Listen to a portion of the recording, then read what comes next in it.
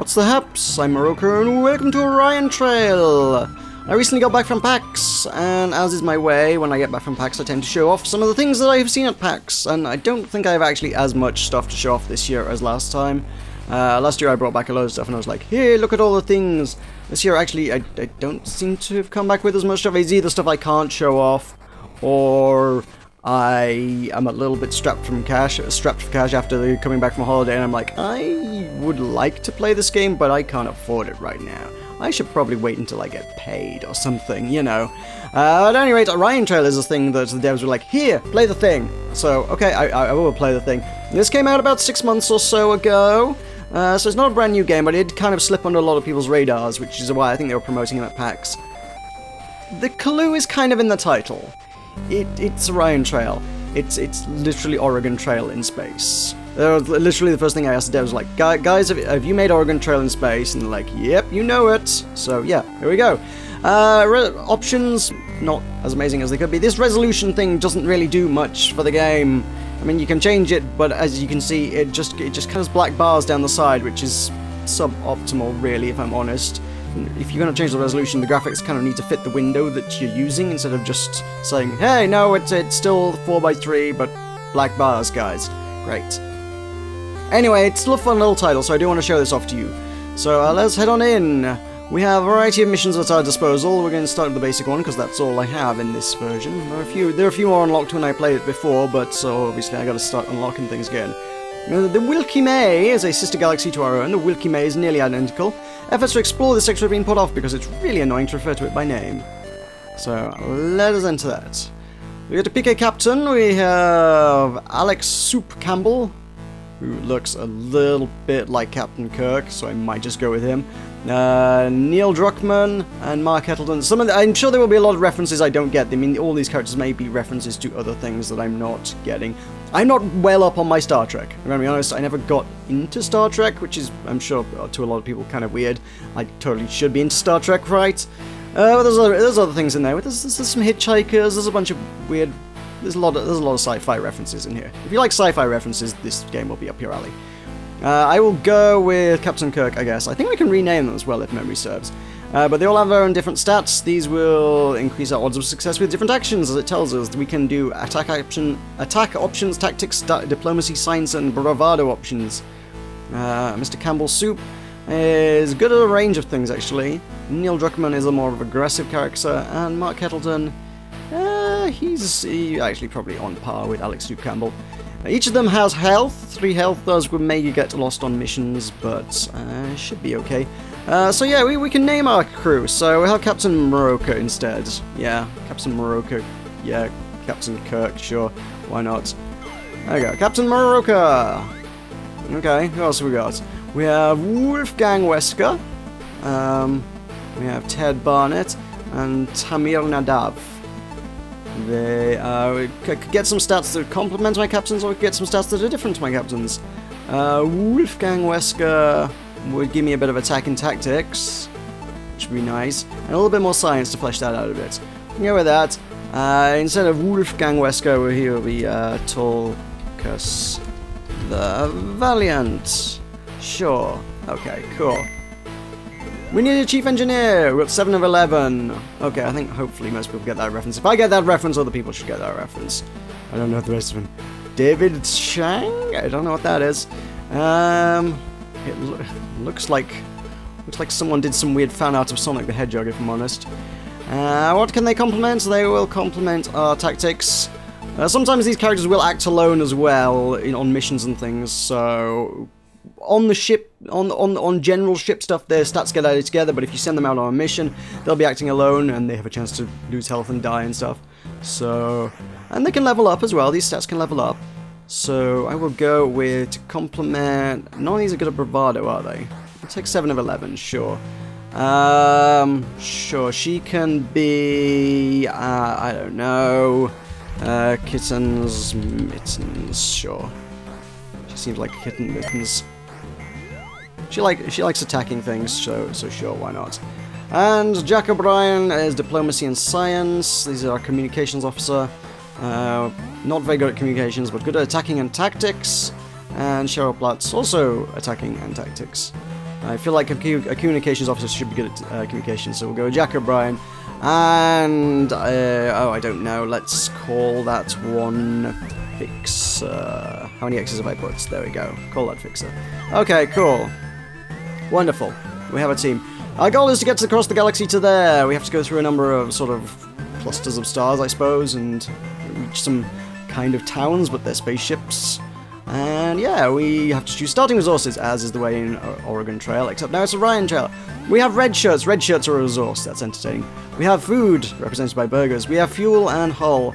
And I guess a good mix of all of these things would be good. Let's see, we've got 8 credits to spend. Each of these costs, yeah, 2 of each. So is that a good amount? Might be a good amount. I feel like I don't need so many crew as I might want fuel. I maybe don't need as much hull as I might need food. Food and fuel are going to be spent just by traveling everywhere. Hull and crew are going to be lost during events more so than anything else, so maybe don't need so much of those. Anyway, we shall launch. Let us launch. So let's move around the galaxy. We can get a bit of a rough idea, so we know we might be able to get some fuel there. There's low threats. I think with this starting galaxy, everything's going to be pretty much low threats, so it could be random things here, or there's fuel up there. I think I want to go somewhere where I can get fuel. Fuel is always used. So now we move, we consume our fuel and food. Those damn red shirts eating all my burgers. And now we can choose orders based upon our abilities. So we can use our science ability to locate and analyze it for weakness. Gain fuel, lose something, we don't know what. We can use an attack ability, which would be equally effective as science, to engage it in battle. Or discretion is the better part of valor. And yeah. So we could use tactics. That probably won't work too well because I got a low chance of that working. I haven't even read what we were fighting. We are fighting an ancient plant-eating doomsday robo-destroyer that has come to life. It is nigh unstoppable. However, I think the best way to stop it will be science, perhaps. Or we could just throw some red shirts at it. Maybe throwing red shirts at it would work. Who knows? Anyway, let's do that, yeah. So we got this. We have that. I think this is your standard default one. So you got a 3 out of 10 chance of it working. 1 out of 10 chance of it going really, really well if it lands on this star. 1 out of 10 chance of it going really, really badly wrong if it lands on the skull. And a 8 out of 10 chance of it. Is that 10? No, out of 12. I can count. 8 out of 12 chance of it going kind of meh. It's going to be modified by a bonus, which will be calculated when it hits engage. I like that it's a probability drive. This is the probability drive. It's that's a nice reference. I get that. I got that reference. That's cool. Yeah. So if I hit that, 3 of those from our bonus will fill out. So it's actually 50-50 at this point. I like this little interface. This little interface reminds me a lot of... Oh, it went badly. It reminds me a lot of Renowned Explorers.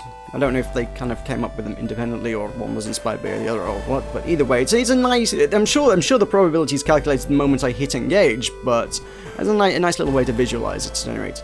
That didn't go so well, so the Robo-Destroyer happily absorbs your ship's energies.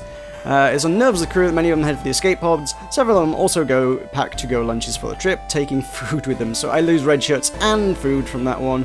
Whoopsie. Obvious trope is the chief for that one, apparently. Class O stars have random things at them, and a Class P star has red shirts at it. That might be worth going that way, because I just lost a bunch of red shirts. So let's go claim some of those back. Your manufacturing robot, MK421, has constructed an exact copy of herself. She informs you that she has lots of ideas and wants to make more friends. This makes you a little uneasy. Her green eyes blink at you, awaiting your orders. We can build an army with attack power. There are no diplomacy options, which is a shame, because diplomacy is my strong suit, actually. Now we can offer her use of the lab, which gains us red shirts but loses us red shirts. That sounds like it's toss a coin, see where that one works out for us or not. Or we could just build an army, I guess. I guess she probably builds it out of our ship if I do that. Yeah, let's do that. Eager, your army shall be feeling unstoppable. Cool, wait, what? Bah, your ship's fine. That's just silly robot talk. You settle in, wait for your killing machines. Engage! So, same again. Got bonus of 3. Always hard to tell where it's gonna go, because I might do that! Yeah. Yay! It went okay. Cool. Continue. You request a demonstration, watching a mix of horror and excitement as the bots accidentally destroy one another. The survivors are equally horrified and permanently disable their weaponry. Darn those sappy droids. But I gained 4 red shirts out of it. Robot red shirts, I can only presume. Onwards to the Class M star. All the star at the end of its lifespan. More red shirts for us if we go this way. Let's do that then. Cool. Uh-oh, High Command notifies you that you're about to be court-martialed by holocall right now. An image of the Admiral's stern face reads the crimes listed against you, which involve mostly property damage and negligence. How do you plead? Guilty, science, or feign a rare illness. I have space dysentery. You cross your eyes and splash a dish of Nutri-Paste across your chest. You recite the Galaxy Force Captain's Oath backwards and begin to convulse. Your medical officer catches on and rushes to your side, crying out, "Take me instead!" I really need some diplomacy things to come up, because then the odds are actually in my favour, instead of just tossing a coin here every time. Oh, it worked out. Cool. The Admiral watches breathlessly. Your medical officer reports that you have severe oblongata dysplasia and requests additional medical personnel to treat it. Captivated commanders comply and doctors are beamed aboard. Sweet, more crew. We're doing good on crew. We can go to an orange nebula or an asteroid belt. They're much of a muchness. Orange nebula sounds fun. It's orange. Oh, random event en route. Okay. Sensors indicate there's some sort of floating memorial nearby. Your navigator asks if you want to make the short detour to check it out. So this one actually popped up twice while I was playing the demo at PAX. I say the demo, it was actually the full game, so hey. And different things happen each time, so each of these can resolve in a bunch of different ways, it seems like. So even if you're seeing the same stuff, you're not necessarily going to get the same things each time. We should go check it out. We know how to play choose your own adventure stuff. You check out everything, right? And it usually blows up in your face. Let's pay our respects. Too badass. Who knew the aliens despised mohawks and fashion? It's dead, Jem. This is the chief. That's nice. Tendril of lightning appears from the gravestone and zaps your personal anomalocator, vaporizing it. You're confident that no data was ever backed up. -1 science to our captain. Great. Oh well. Yeah, so yeah, you can also level down as well as level up. Whoopsie. You and the crew have been planning it for weeks. A surprise party in the cafeteria for your first officer. As you're walking down the hall towards the cafeteria, your first officer admits they really, really hate surprises. Uh-oh. Admittedly, neither of these is much different to each other, and they both require the same skill. Spoil the surprise, I guess? Oh no, it could still go wrong. Sometimes with these kind of decisions, it's more sort of which result. Actually, to be fair, with all decisions, you kind of need to balance which resources you most need as well as which skills you're most effective at. It's like, yeah, it might go well, but you might be looking at losing things that you actually valuably need if you use a skill that you might be stronger in, but it could still go wrong, and you could still lose things that you want if it goes wrong. So you might want to prioritize maybe using something that you've got more resources of to try and complete an event. Anyway, we're going to engage our diplomacy. So the odds are in our favor this time, just stacked just a tiny bit in our favor. Is it going to do the silly thing? Oh, that went better than expected. Cool, there's a 1 in 12 chance. I'll get in that. First officer shrugs. Oh, I know, I'm not stupid, I was just messing with you. The officer elbows you in the ribs and starts laughing. You both walk into the cafeteria and the party is a raucous success. So she gets some bravado, and I get some diplomacy, and Tulkas gets some diplomacy as well. Tulkas was the wolf guy, right? Yeah, he was. Excellent, stats all round. That went okay. So yeah, if you get that 1 in 12 chance, usually you get a bunch of good stuff out of it. So there's food down here, and planet detected should mean we might have a chance to trade for things, or who knows, It might be a mission. It could be a mission, it could be trading for things, we'll see. A group of adorable furry aliens wants to trade you food and fuel for your broken computer parts. Oh my god, it's Tribbles. What a deal, you invite them on board. Unfortunately, your crew's allergies kick in as soon as they step out of the airlock. We can keep the talks going, but it gains us food, and I need food. And red shirts are always expendable, so there's that. We're not very good at that, so that probably won't work in our favour, and they will just eat all our fuel or something. Set phasers to shave. Oh, that's amazing. We lose hull. I actually have a good amount of hull. Maybe that's not a bad one to do. Let's use my diplomacy skill again. Actually, yeah, I have a crazy ton of diplomacy because of that last event. So, also bravado would be. Bravado wasn't an option, was it? I don't think so. No. However, +6 means this is almost certainly going to go in my favour. Let's find out.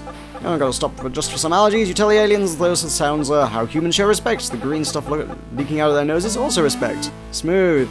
Try not to block out the sound of your crew's misery. Sure, some of your crew collapse in a gurgling pile of yellow-green mucus, but you manage to smooth things over. For some reason, the food they send over is covered in fur too, but it fries up just fine after sterilization. That's not a lot of food at the expense of 2 people's lives, but hey-ho, they're only red shirts. Oh well, that'll get us somewhere. Actually, I suppose it's normally about 9 food per jump, so I guess there's a few jumps, I suppose. Applies orbiting the start might be worth checking out. Set a course! There we go. You pick up a broadcast as you pass in a nearby warrior world. All are invited to prove their worth in fields of glory and win fantabulous prizes. Food, fame, lifelong friendships, death. You stroke your chin and consider the proposition. Heck yes, you can avoid the missions as well, but the missions are fun. Why would I do that? The away team leader will be, let's see, I guess Kittens has the most overall. Actually, Tulkas is quite balanced in terms of stats, but Kitten has a couple of expertises, I guess. Go with Kitten. I'd rather have somebody who's good at a couple of things rather than someone who's not just sort of meh at everything. Someone who's meh at everything contributes to a team, great, but for a specific task like this, maybe not so strong. And all of a sudden, all of our red shirts have names as well. If they die here, I do believe they will be credited at the end of it. It will say, so-and-so died to a so-and-so. So, I don't know if these are like Kickstarter backer names or something. Jamie Dodger, I guess, is just a silly joke name. Taco Fangs? Taco Fangs sounds like something someone might put on a Kickstarter, I don't know. Your away team arrives in front of the Coliseum. Banners proudly displaying various home planets wave in the breeze. There is a buzz of excitement in the air. Your team of champions await your orders. We can begin the games or find some food first. Or we could just sort of end things now. We shall begin the games. Your team proudly marches into the arena ready to prove the awesomeness of the Galaxy Force. Moving on. Team enters a large open arena. Some kind of large elephant centaur towers above them menacingly, wielding a tree trunk in its trunk. Anyway, it's really big and scary. Kittens looks to you for guidance, and Kittens has literally none of those skills. Fortunately, on an away mission, skills can use the untested shrink, right? Yeah, I could do that. Yeah, you can make up for lack of skills with red shirts. So this board is a little bit bigger than before. And instead of filling it up with bonus skill, which we actually will fill up with bonus skill, but we're not going to be able to do that now because I don't have any bonus skill. Instead, we'll fill it up with red shirts. And they might die in the process. That's possible. One might even argue that it's kind of likely. I think this is. Oh well, let's see what this does.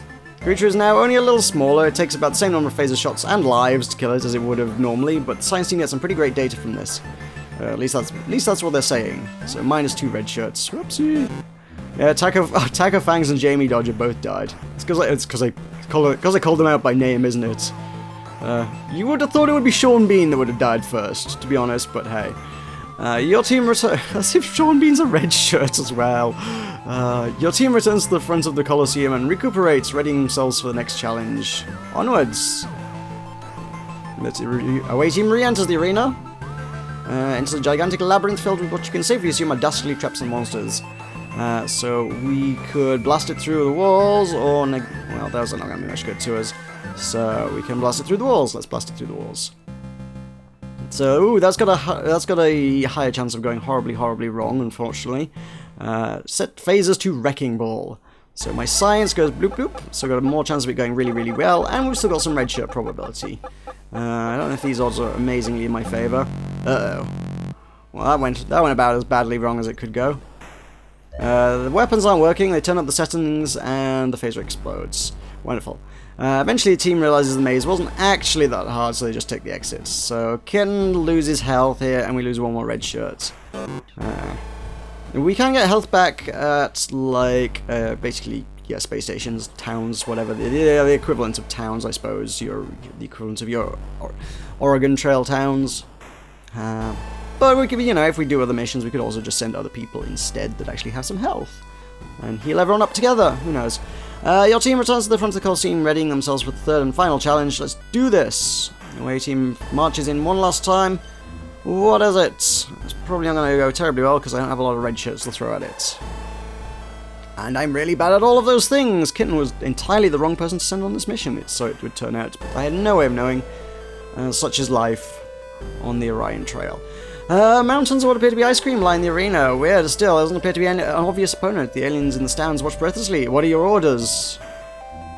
Share it with everyone. Everyone loves ice cream. This is clearly testing your generosity. Kitten's Mittens agrees and orders the team to start distributing the treat to everyone in the arena. There are 4 red things on this. Oh dear.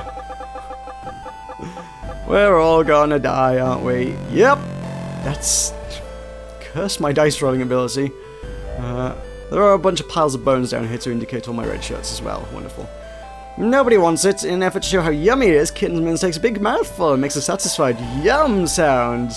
The officer then keels over, ice cream pouring from their eyes. Oh, ice cream. Terrible. Terrible. She's not dead yet, though. She's pretty close to death. Your team face these challenges of the arena and prevail. The master of the arena calls Kitten's Mittens forms and demand to know what they seek as rewards. Death. Sorry, but... Are they actually say... My options... Are they cake or death? Cake or death? Cake or death? My options are cake or death. Or glory, I suppose. I don't need cake. Probably don't need death. I'm going to take glory. We're all out of cake. I had a rush on. The arena master claps his hands once. So be it. Our finest engineers will make you the envy of all gladiators to ever live. I gain food. I gain 2 attack stats. Nice. 4 more red shirts to make up for the ones I kind of lost. Whoopsie. How many did I lose? I lost 4. So we drew even on the red shirts. It's okay. It's fine. A bunch of food is all good. And glory is always fun. There we go. Nice. Onwards onto the main journey. So yeah, her health is down. I could always send Fixer or Tulkas on other missions in future. But we shall set a course. Depends if there are other missions. That one is a station, so it might not be another mission. It might just be a station in the next one. One of your officers has been bitten by a space snake. Oh, that's pretty bad. Tulkas got bitten. I hadn't actually realized that officers could take health damage between missions on events like that. I had not seen that happen before, so...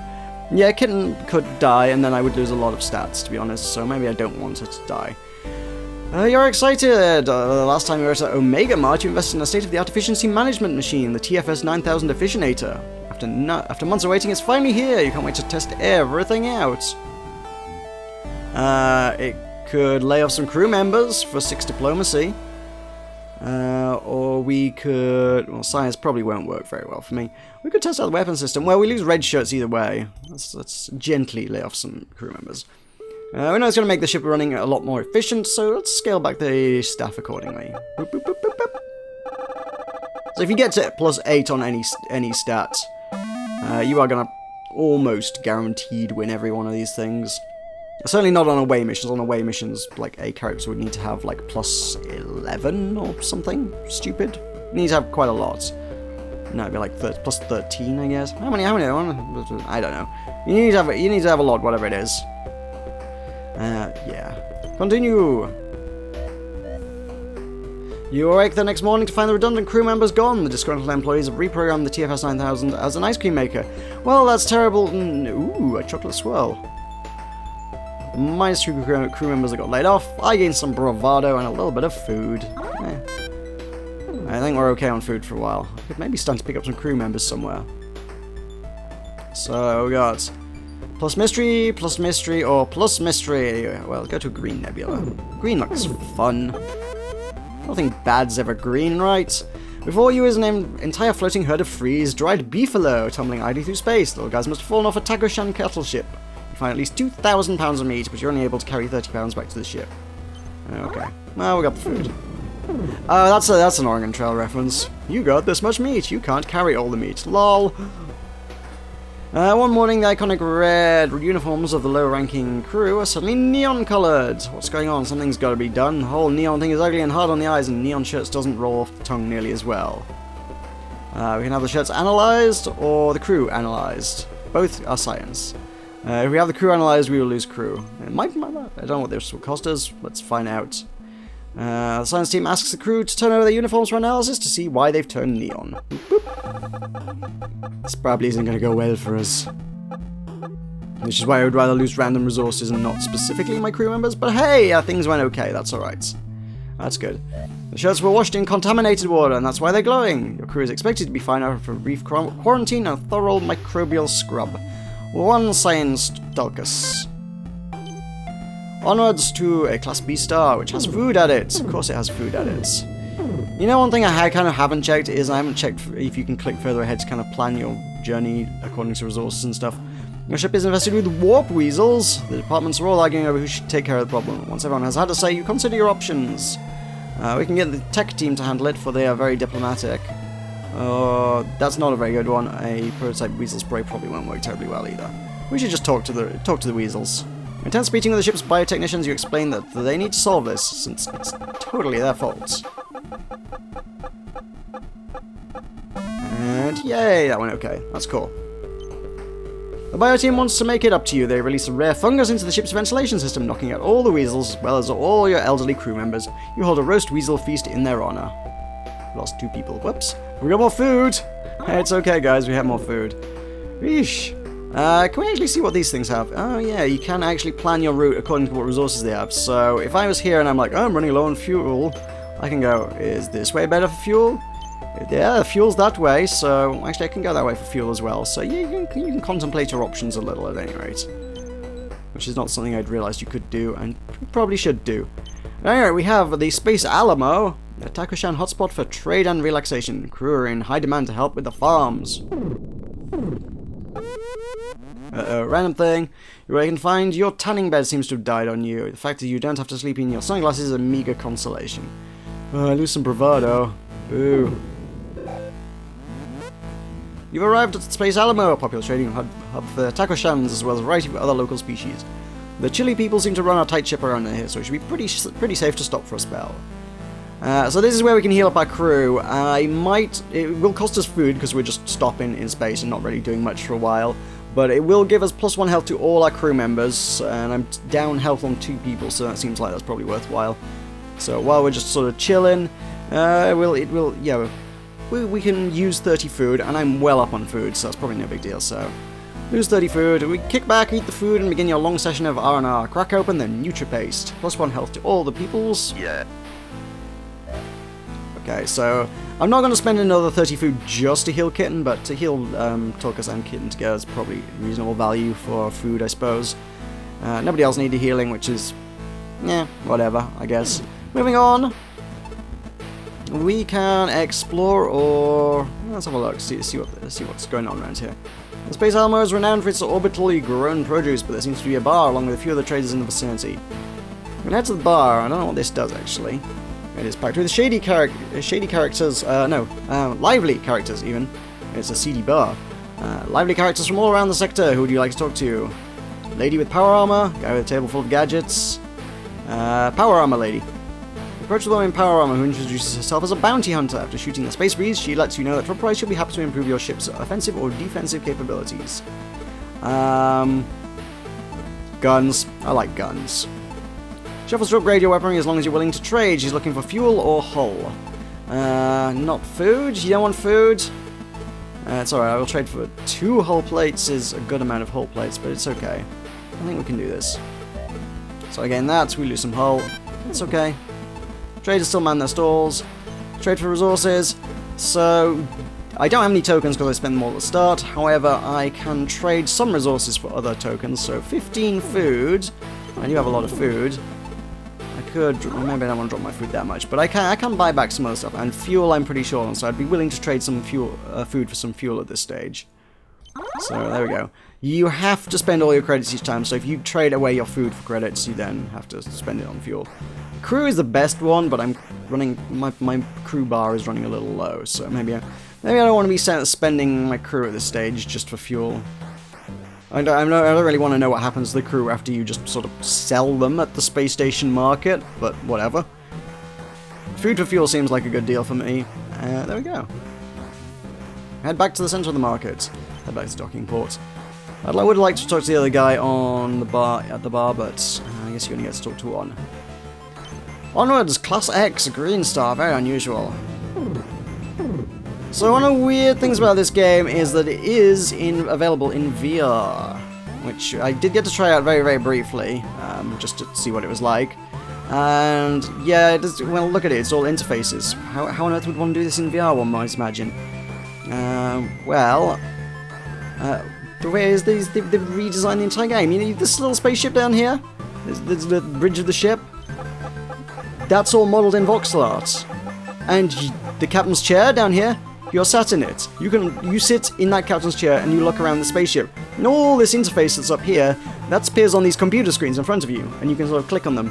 And then sort of where we are, there would be like a big viewing screen, you can see the planet you're around and stuff, which is entirely unnecessary, but kind of cool. So that's on the Samsung Gear VR stuff.